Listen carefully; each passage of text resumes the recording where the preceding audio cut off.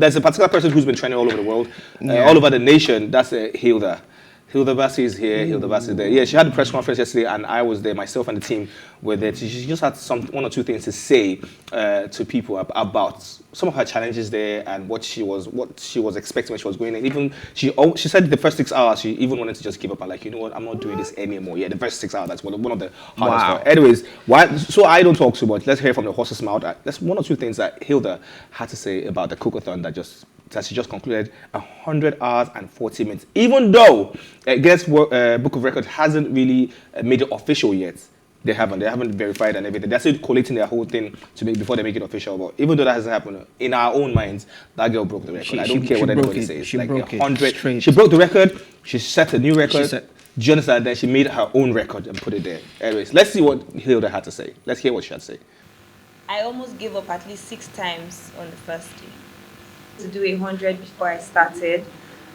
My friend and my brother pretty much convinced me to make it 100 hours. Okay, so when we're getting much closer to the event, and it was almost like some spirits were down just because we weren't getting the reaction that we hoped we were going to get. And I did tell them, I remember telling them that, this is not what is important.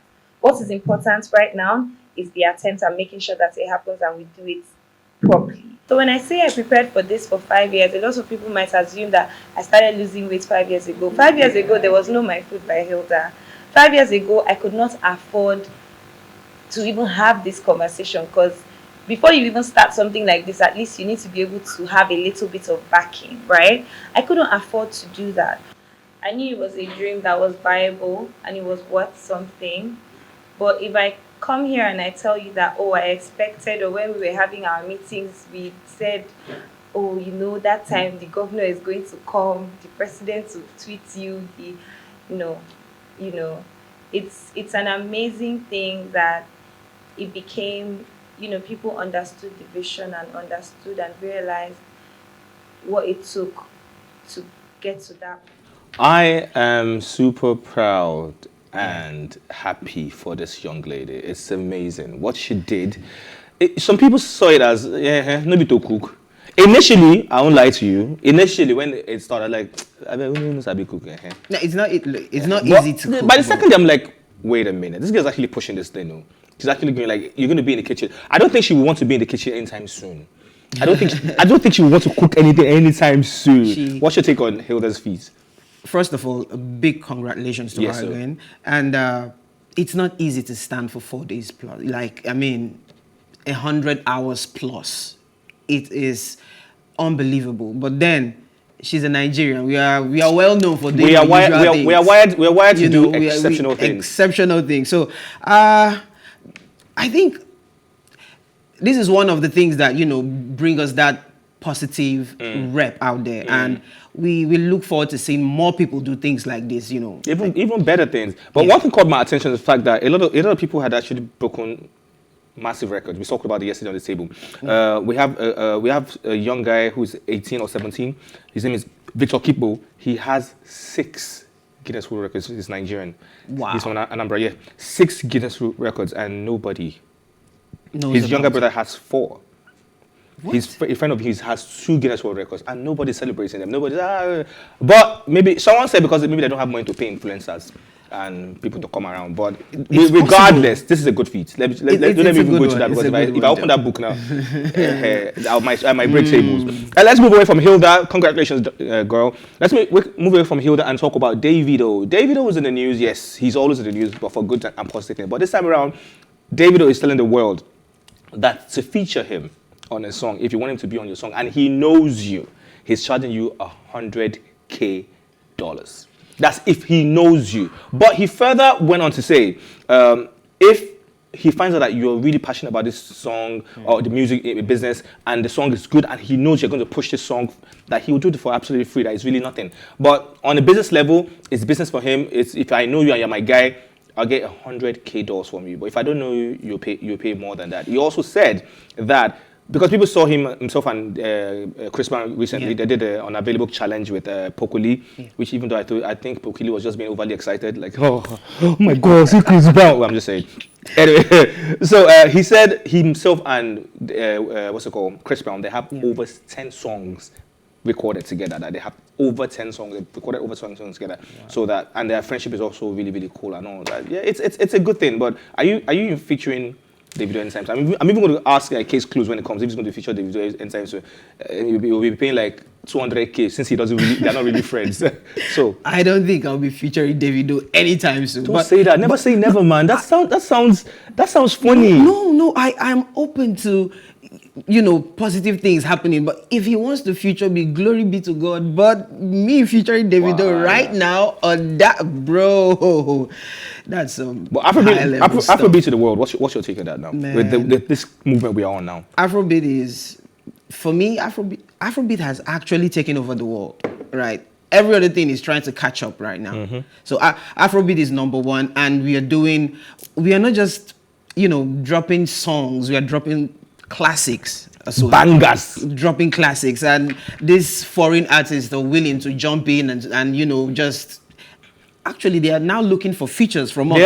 They're trying to cross across the world. It just seems like Afrobeat is just everything and anything. And I just hope and pray that while we are at the top of it right now, we take we use it to the fullest. We utilize it to the fullest. Take all the advantage and do everything, because it's not going to continue like this forever. Even though I wanted to, yes, it evolves. Yeah, another sound will come. There was a time it was Galala, there was a time it was reggae, there was a time it was Kunto, there was a time it was R&B.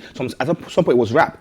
Yeah. And everything just kept changing. So it's a circle. When that time comes for your Afrobeat to just take the backseat a bit, while another genre of music comes out. Yes, but right now that it's right there, and its dominance has been for so long now. It's been a while. Like it's been for a while now. So yeah, big up to them. Let's talk about another guy who sometimes I think about him, Bad Boy Timz.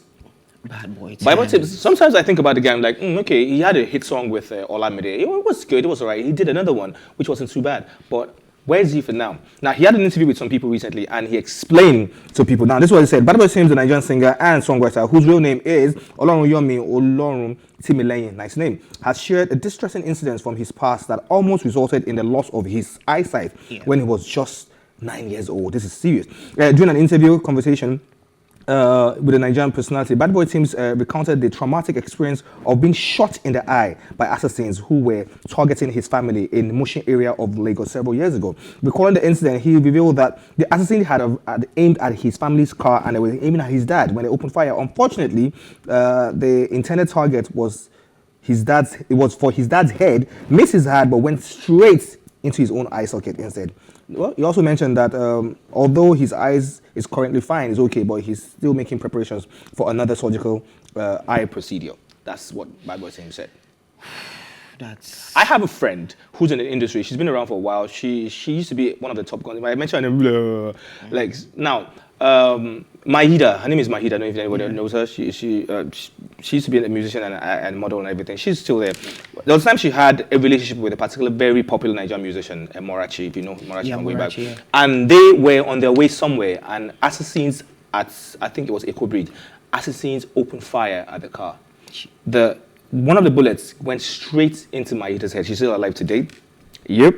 Went straight into her head. She had to be flown out of the country, surgeries upon surgery. And if you see her now, you won't know anything. But trust me, there's still a bullet lodged in her head. They can't take it out.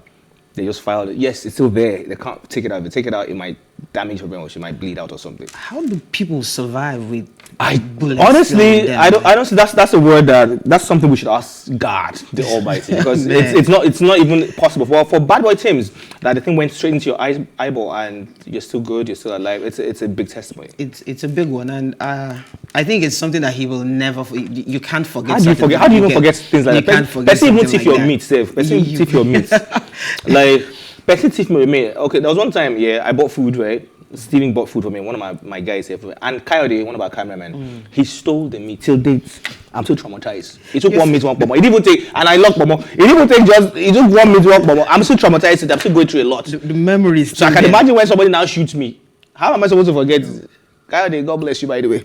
Anyway, but this is very funny look on his face. Anyway, let's move on. Let's talk about Tems. Tems is also in the news. Yeah. Most times, Tems is also in the news for or what she wore, a song she did with somebody, and all that, her gorgeous voice and all that. Yeah, but right now she's also in the news for breaking another record, which is something amazing. Now, Grammy-winning Nigerian singer Temilade Okpeni, popularly known by everybody as Tems, has beaten American female music stars to a new record on the Billboard chart.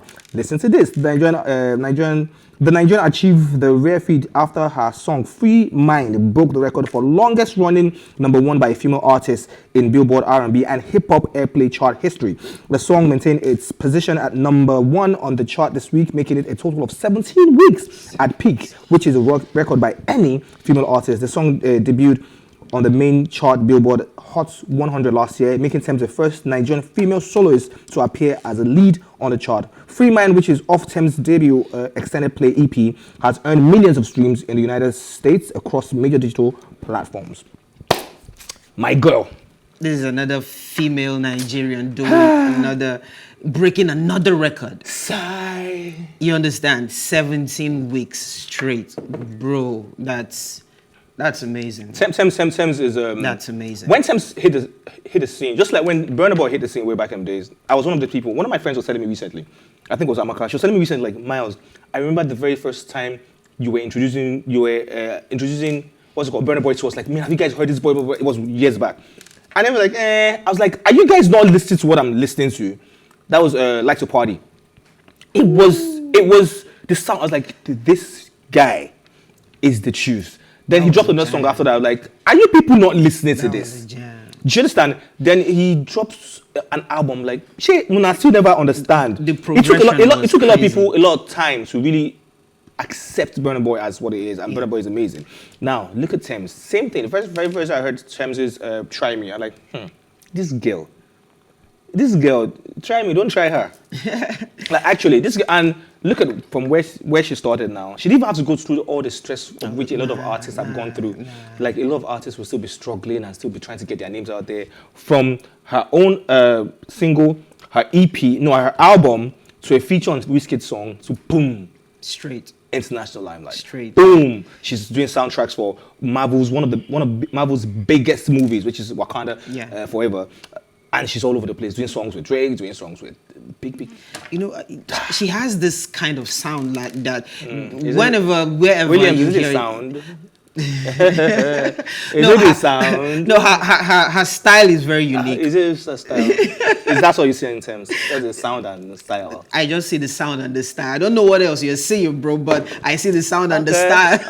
Okay. But then she has this unique sound that whenever you hear Tems, you just know that this is Tems. Yep. Her voice is recognizable whenever, wherever. And her sound is unique, just fresh and you know, something to vibe along with. I totally agree with you. I totally agree with you. Anyway, so congratulations to her again. And the fact that she's even beating some of the biggest names. I'm talking about game. Rihanna, I'm talking about Beyonce. Don't let me say beats them. Let me just say she got to that milestone before them. That doesn't mean because those ones don't achieve. True. But in Tems' own little cocoon, she's doing extremely well. I'm really proud of her. Well. And I also feel a lot of female musicians need to come out more. They are. I think some of them are scared, or some of them just feel like it's a male-dominated industry. Like, most girls are like, I beg, let me just go and do something else. It's a male-dominated industry and world actually. So I think they are still looking for that space where they can actually call theirs. That they can actually call theirs, and it's not usually given. You have to go in and take it. But some people have left their footprints on the music catalog for life. I'm talking about Whitney Houston. I'm talking about Chaka Khan. I'm talking about Tina Turner. I'm talking about Beyonce. I'm talking about Rihanna.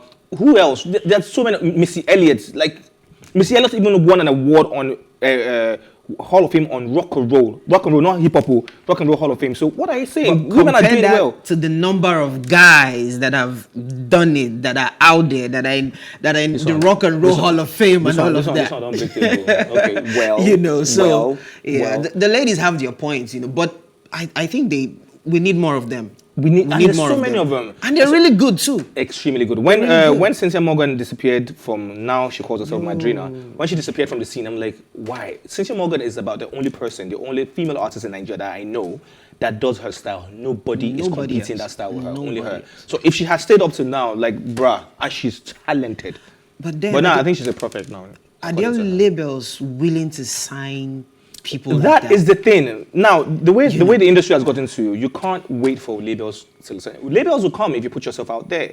But if you're just waiting and one day, like, why don't you just put your money together and find a very good team, save up, find a very good team, or get a loan if you have to, if this is what you really want to do.